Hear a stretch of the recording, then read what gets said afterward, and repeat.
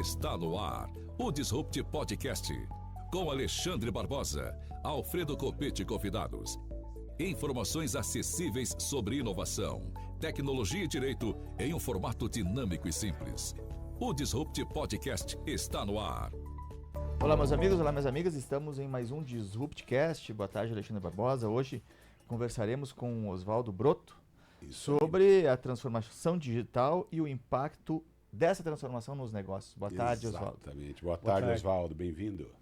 Boa tarde, obrigado aí pelo convite. Estamos à disposição. Uma alegria receber você aqui com a gente. Conte um pouco para nós esse tema tão interessante que suscita reflexões de todos nós. Ou seja, como que os negócios são impactados por esse momento histórico em que o digital ele tem dominado, é a chamada transformação digital, né, Oswaldo? O que você conta para nós sobre isso? Alexandre e Alfredo, a transformação digital, nós queiramos ou não, ela está presente nas nossas vidas, principalmente como pessoas físicas. A gente não consegue ficar fora desse mundo digital e ela vem impactando os negócios de uma forma muito agressiva, digamos assim.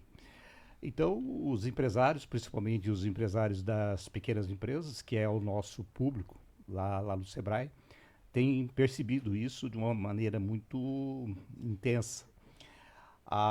O nosso trabalho tem sido no sentido de uma orientação para que os empresários adotem essas tecnologias para que eles entrem nesse mundo digital, que eles possam aproveitar as oportunidades que o mundo digital ofereça.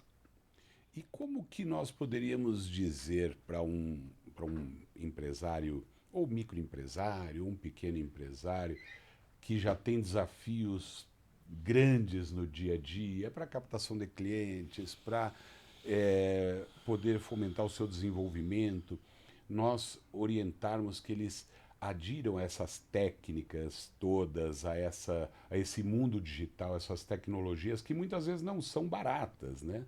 No mais das vezes nós temos dificuldade até econômica, Alfredo, para um pequeno empresário, um microempresário, aderir a tecnologias que muitas vezes são custosas. Custosas e às vezes não servem para aquilo que eles especificamente querem, né? Então tem toda uma questão complexa envolvendo a tecnologia, né? E o mundo digital no modo geral. Concordamos.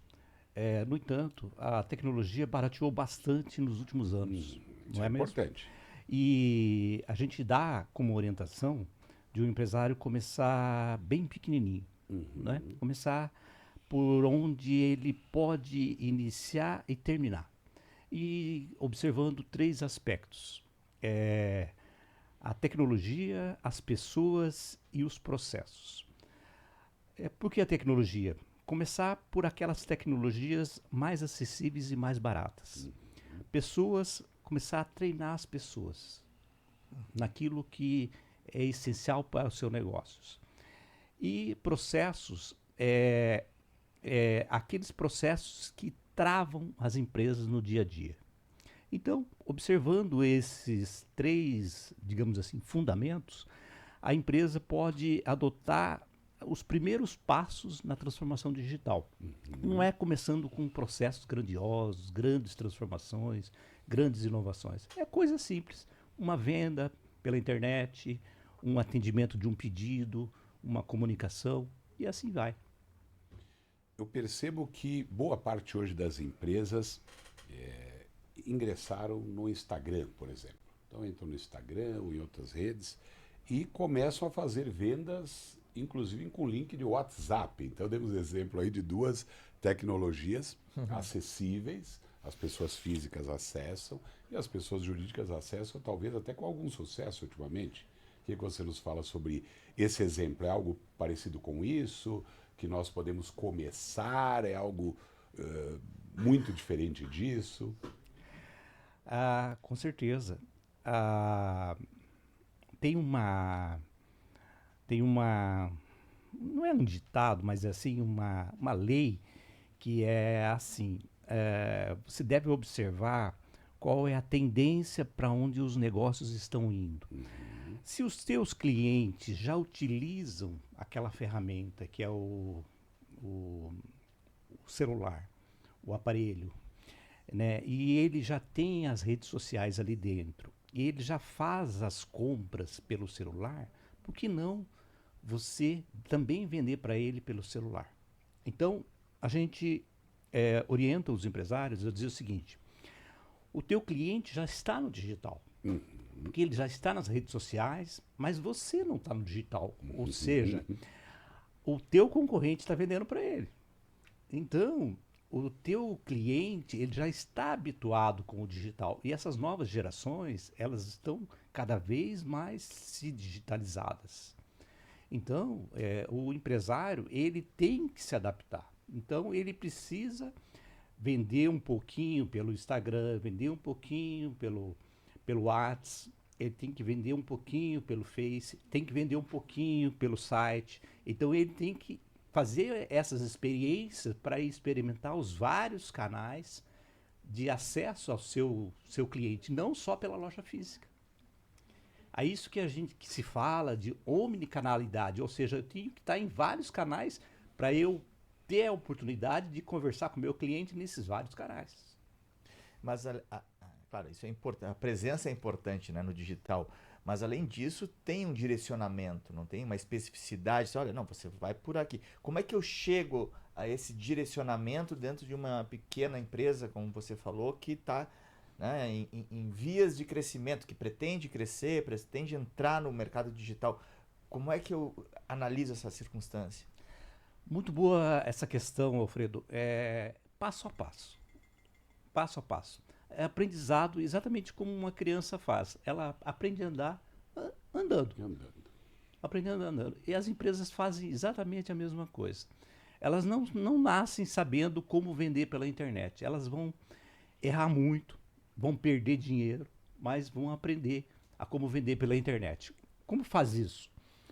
Por exemplo, assim, eu quero vender um produto X, por exemplo, um calçado pela internet. Eu vou fazer um teste, vou pegar um público-alvo, vou escolher um canal, o Instagram, e eu vou fazer um teste. Vou anunciar e vou vender quantos pares eu vendo, se eu recebo, quanto que eu vendo, quanto que eu recebo, e vou fazer um teste. Se der certo, eu vou continuar. E assim eu vou para um segundo produto, vou para o segundo mercado, e as empresas vão fazendo dessa forma. O que eu não posso é pular etapas e querer fugir desse aprendizado, que tudo é aprendizado.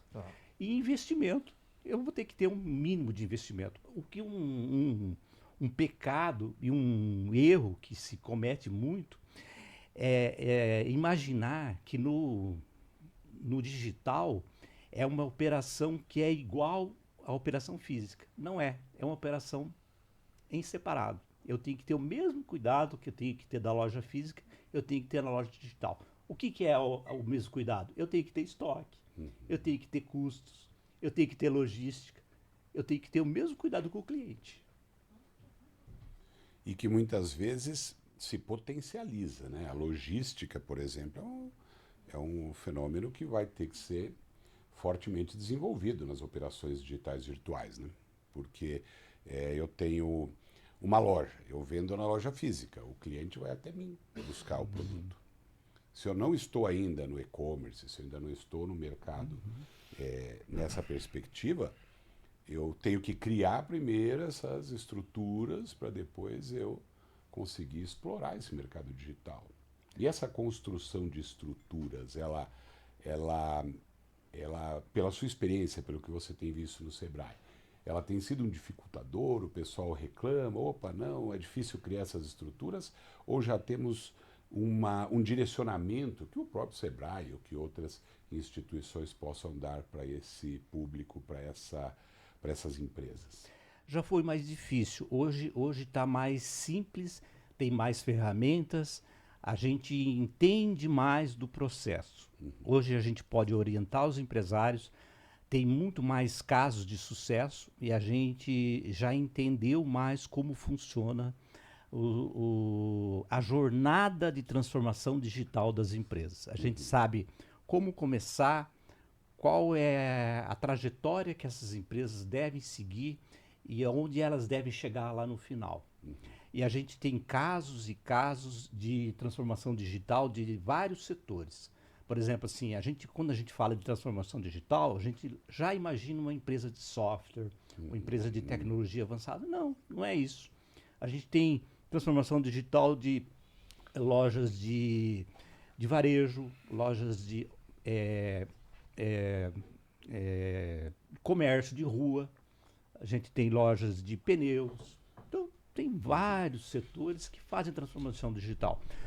Qual que é, assim, no final do dia, o que se espera com a transformação digital?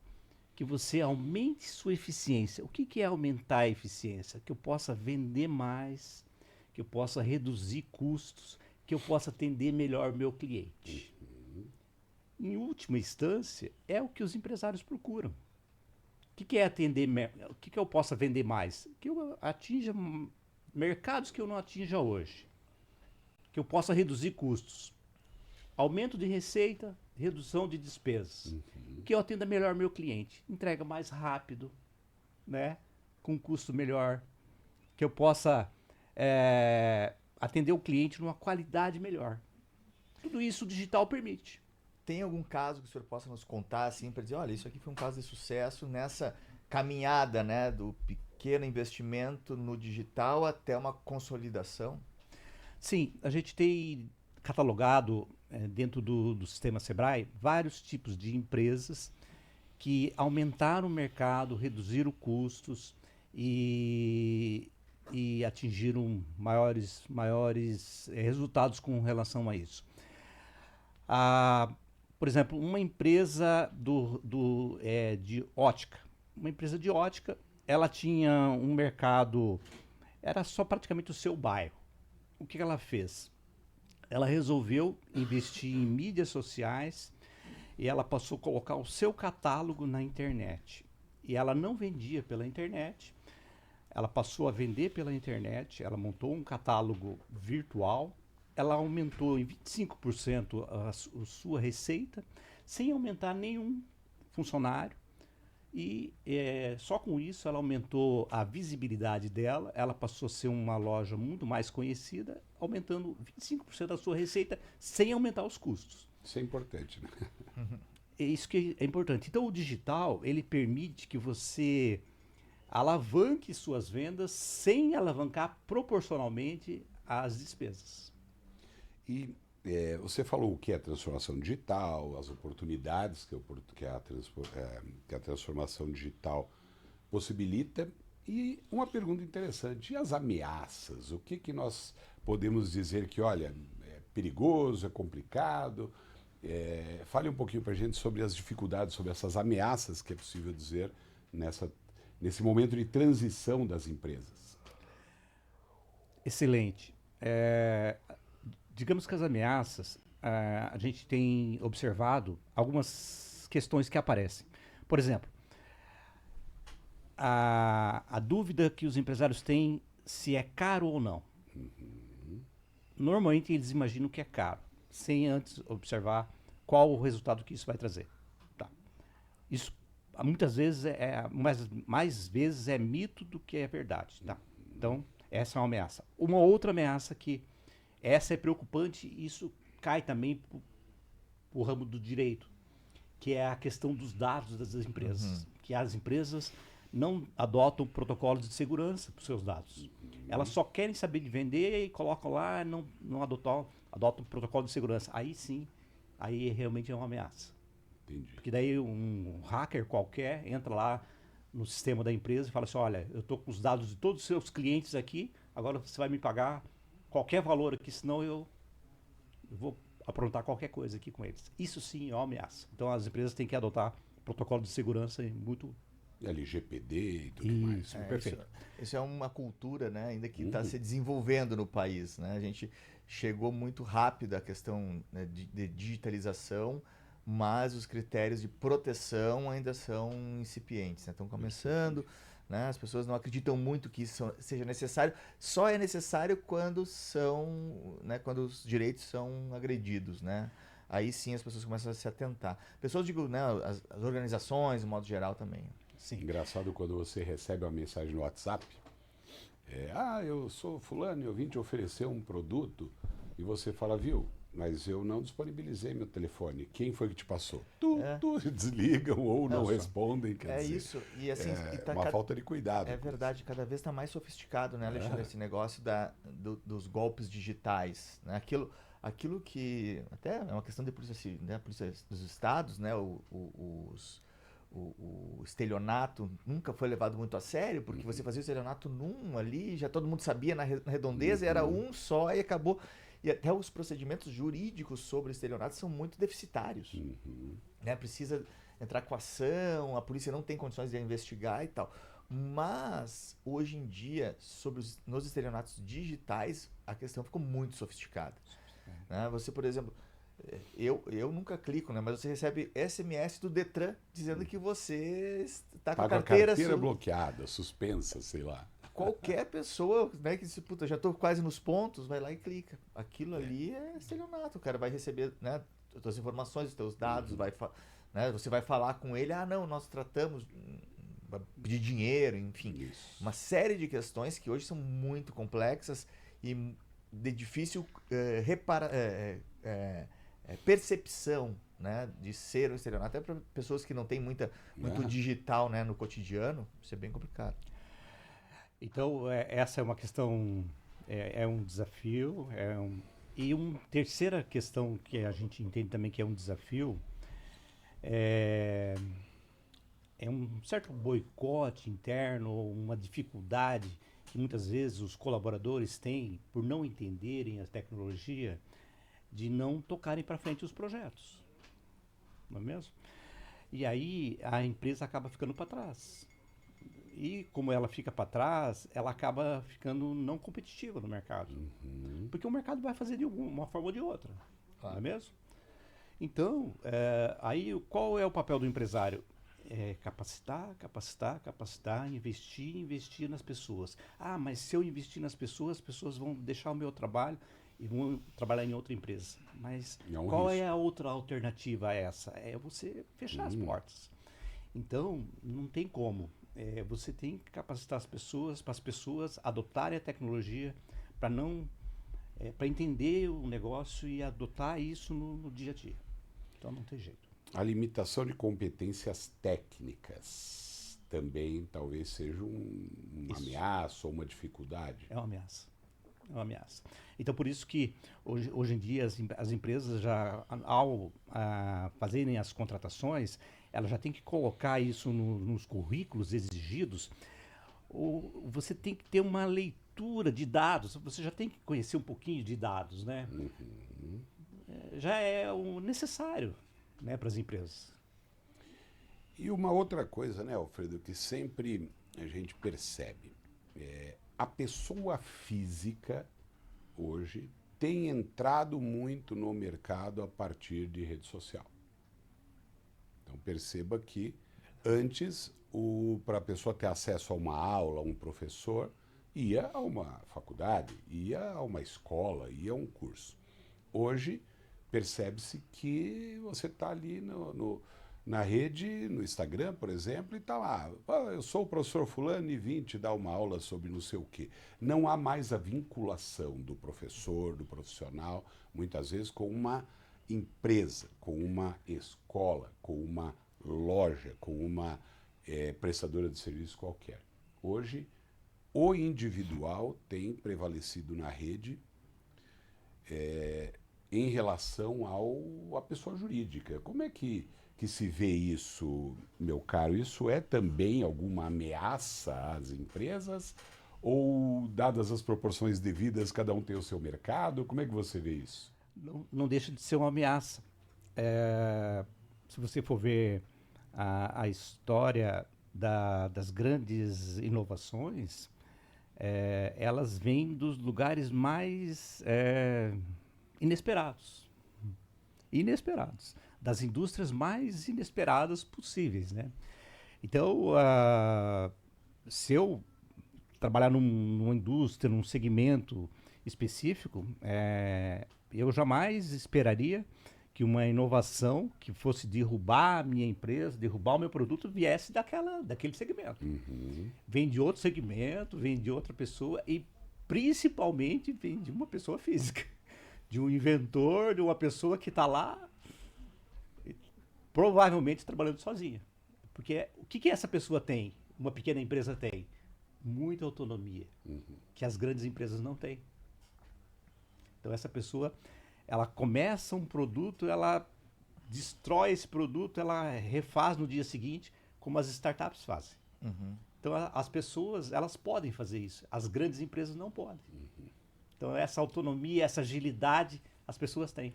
Tem uma espécie de democratização, né, do conhecimento, da informação, no modo geral, né, que é paradoxal também, né? Quanto mais difusão, mais acesso, mas não necessariamente o conteúdo seja um conteúdo de qualidade, né? Um conteúdo que seja verídico, verdadeiro. Então isso tudo tem uma série de percalços que são elementos da nova era, né? Infelizmente ou felizmente.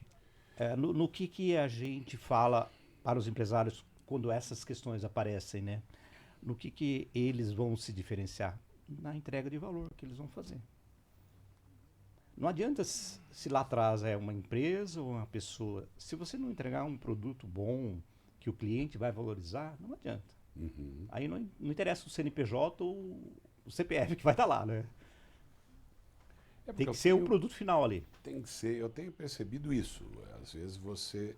E eu conversava esses dias com uma amiga nutricionista. Ela porque, veja, hoje tem, toda hora que você abre lá o Instagram, tem um nutricionista falando, tenho o chá que vai te emagrecer, eu tenho o segredo do sucesso, por apenas R$30, né?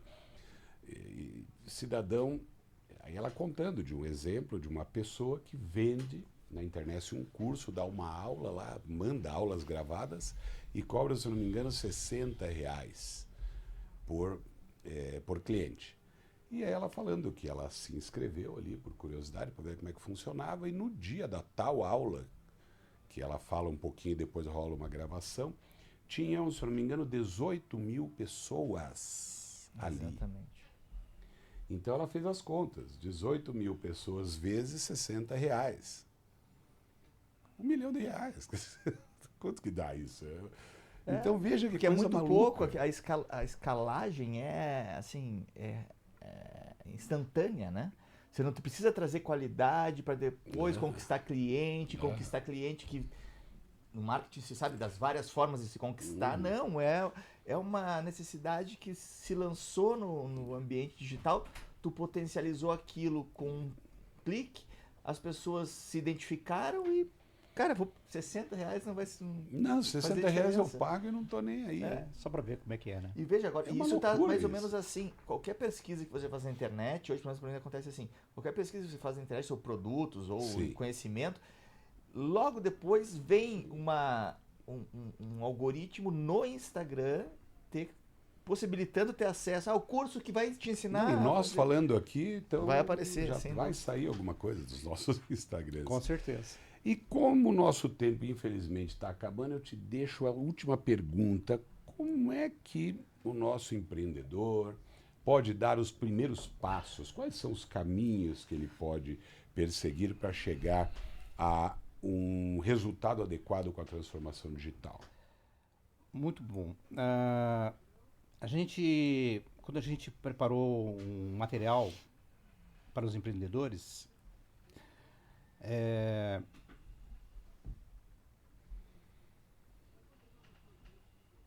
a gente preparou exatamente pensando muitas informações que existem, né? E para ele exatamente pensar assim, preciso dar um passo certeiro, eu não posso desperdiçar recursos, principalmente tempo, né, que a empresa tem. Então, é exatamente para avaliar as necessidades e definir meta bem clara. Olha, eu preciso aumentar as vendas, né? Igual aquele caso lá que eu citei lá da loja de ótica. Aumentar as vendas, só um objetivo específico. Aí ele pode escolher algumas ferramentas que existem por aí, principalmente ferramentas gratuitas. Não precisa escolher ferramentas pagas. Pode escolher um projeto como esse. E aí, para esse projeto, ele deve trabalhar a capacitação da equipe. a equipe tem que estar sabendo o que precisa ser feito e como deve ser feito, senão ele não vai chegar a lugar nenhum. Tá certo. Um quarto passo é implementar gradualmente, vendo o progresso daquele projeto de digitalização. Olha, até aqui a gente veio, a gente teve o sucesso, agora daqui vamos para frente e assim por diante. E por último, ele tem que monitorar os resultados e fazer uma avaliação. Tá? Após ele finalizar esse projeto, aí ele pode partir para o próximo. Ele fez, aumentamos as vendas aqui, nessa linha, agora vamos para a próxima linha. Ou vamos fazer um outro projeto aqui nessa outra área. E assim vai. As empresas fazem dessa forma. Elas não começam tudo do mesmo momento. Não faz tudo de uma vez? Tudo de uma vez. É assim que então, funciona. esse é o aprendizado. Tá certo. Perfeito. E, Alexandre, Não temos tempo para mais nada. nada. Muito obrigado, meu querido, pela sua extraordinária participação aqui com a gente. E temos aí um caminho para os empresários micro, pequenos, para todos os empresários que se interessem e que precisem realmente alavancar seus negócios, não é, Alfredo? Exatamente. Semana que vem tem mais? Mais Disruptcast na CBN, CBN, às 16h30. 16h30, YouTube, Spotify. YouTube, Spotify. Estamos lá. Estamos Um no abraço. digital. Nós Um estamos no abraço. digital. Tchau, gente. Você ouviu na CBN Disrupt Podcast com Alexandre Barbosa e Alfredo Copete.